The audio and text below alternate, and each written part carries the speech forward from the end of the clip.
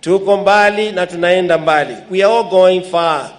Let's hold hands. Let's walk together. And I want to remind myself, even us, church and all churches, we are not competing with the government for anything. We are complementing each other because the government has a duty to educate children. The church embraces them also. So partnerships are key to success in this world now. And listen, everywhere, the nations are coming together. The tribes and tribes are come together. Even ushindi wa kura haukuwa ni kabila moja, ilikuwa ni vyama viliungana. So let's walk the world of partnerships. And that's why I like to, as I thank God and welcome my brother, just take an example. And I want to thank you, Your Excellency. And I want to thank you for coming on board and quickly setting teams that are going to think through education. Because that is one of our key components of success. Without education, forget it. We'll go nowhere. And you have set up this team to think through. The first results were yesterday over what we call the KCSE results. And we congratulate everybody who won and also work with those who lost and say, pole, inawezekana kurudia, inawezekana kwenda mbele. But there are many openings now than ever before. There are openings at TVET level, paid by the government. Sini kweli? Makofi kwao. There are openings from public schools. Kids are given what they call capitation. It started some while ago, it's going on, and we want to say, don't change that, even improve it. Makofi kwake. We want to thank God also that our universities, private universities, have gotten a chance to get capitation. I went to Kuea, and they said, hey, we have such a number supported, not totally, but supported by the government. So thank you, Your Excellency. And let's also ask and plead to move all the way to primary and to secondary that are private. The church runs many of these, and the parents are still struggling because fees are not cheap.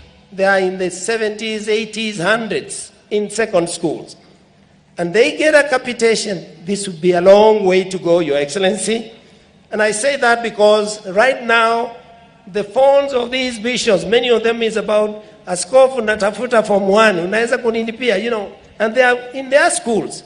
And I was in a meeting, and these parents asked, now our students did so well. Where do we send them? Why? Because the other places have been filled, yes. But I think this sector needs to be cleared and clarified.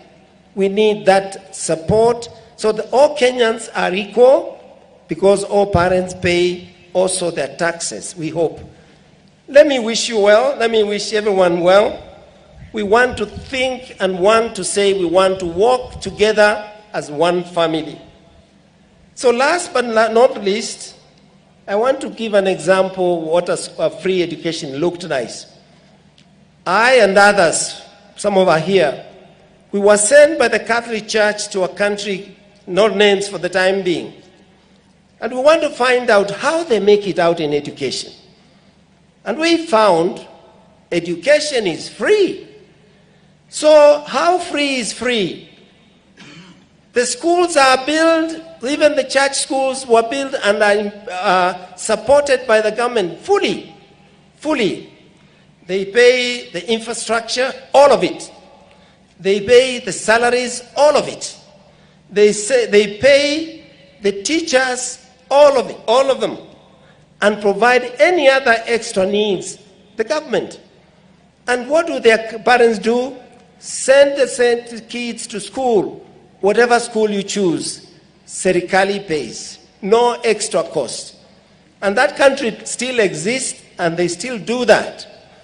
So when we talk about free education, my good brother, I say brother because occasionally we meet and talk, I think we can go more. We know we are landed in a world now, things are expensive, but we want to walk that direction where when we mean free is free. Peleka mtoto shule, na wazazi wapeleke watoto shule bila kuuliza.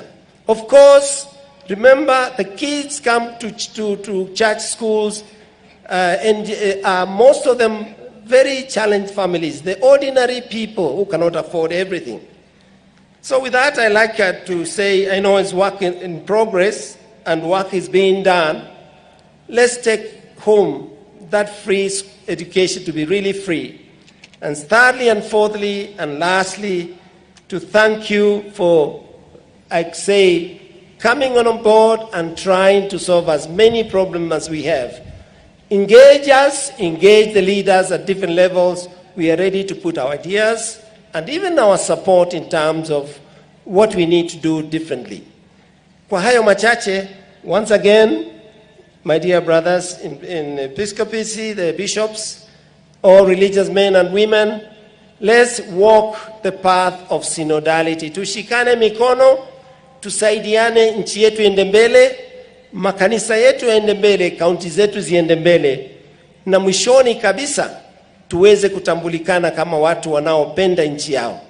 Kwa hayo machache, Mungu abariki nchi yetu Kenya, Mungu atubariki, tupate ufanisi, atuondolee baa la njaa linalokumba sehemu nyingi, na mwishoni tuwe wenyewe ndio wafadhili kwa wenzetu. Si lazima tutoe mahindi nje. We can grow. The efforts that I saw started in Achana River, now revived, it can happen if we all made everybody grow their own food close where they live. Kwa machache, asanteni na Mungu abariki. Ndugu na askofu mpendwa Juma, karibu tena, karibu baraza la maaskofu, kazi iko ya kutosha. Asanteni, tumpigieni makofi. Mwisho kabisa, kuna nyaraka 2-3 nahitaji kusoma hapa. Kwa hivyo kwa heshima ya maaskofu hawa nimenituma, nimekwambia nikupe hizi, na kabla siku 2-3 ukimaliza yote usome. Habari ziko hapa nzuri, na zukukualika sehemu na sehemu tufanye kazi.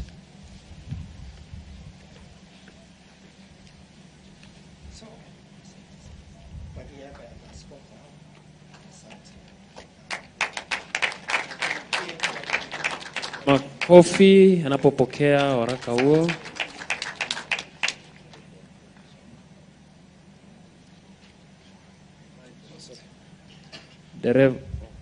So with that, I'd like now once again to invite none other but His Excellency the Nuncio, mwakilishi wa Baba Mtakatifu nchi Kenya na nchi Sudan, na kumwambia we are very pleased. So far so good. We really we can never stop thanking you, but there's still one gap somewhere. We know it. Asanteni sana, tumpigie makofi kumkaribisha. Asante.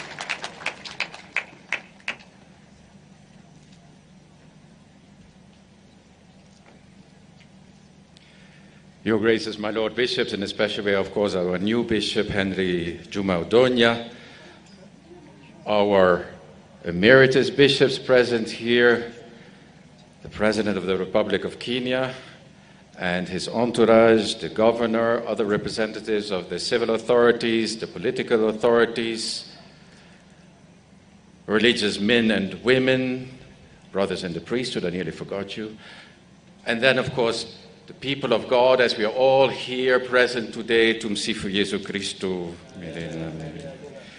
Mungu ni mwema. Kila wakati, Mungu ni mwema. Today is a great day as we celebrate this great gift of God and of the Church to us of a new bishop in the person of Henry Juma Udonya. Not only the last bishop and therefore a baby bishop, but also really a baby bishop, because he's still very young. I think he's the youngest bishop. I'm looking around. We all have gray hair except him. But don't worry, Henry, that comes very soon.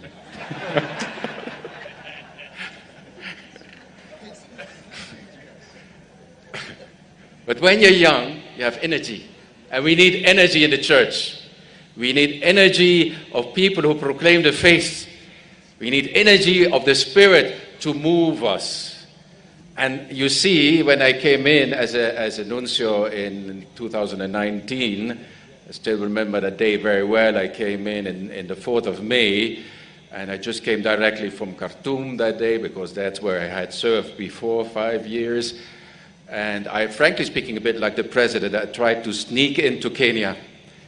And then I came out of the airport, and there was the whole delegation of bishops already waiting for me, and the choir singing and dancing and swinging. And I said, what is happening, guys? What is happening? And it's only later on that I understood the Church of Kenya is like that. The Kenyans are like that. You are hospitable, you are warm, you're open, and you want to make people feel at home. Santeni sana for that, and keep up that virtue. As the Archbishop of Mombasa, the president of the Episcopal Conference, was saying, I'm also the nuncio to South Sudan. In fact, last week Saturday, actually, I was in Torit. Torit is just to the south of Juba. In fact, also there we were ordaining a bishop. And in fact, now the Bishops' Conference of South Sudan and Sudan, because these two from the church point of view, they are still together. There might come up a division later on, but not at this point. And I mentioned there that the chapter is closed in the sense that all the missionary bishops have gone, all South Sudanese bishops have come in, sometimes also young bishops. In fact, the bishop that I ordained last week was 1 year older, I think, than you. He's 47, 48, Emmanuel Bernardino Loi. And even here, we are closing a chapter because Bishop Crowley is the last missionary bishop of this conference. And we want to thank him for his service. You know, I'm Dutch, I'm from the Netherlands, and the Netherlands had many missionaries, Mill Hill missionaries, many, and many worked also here in this region.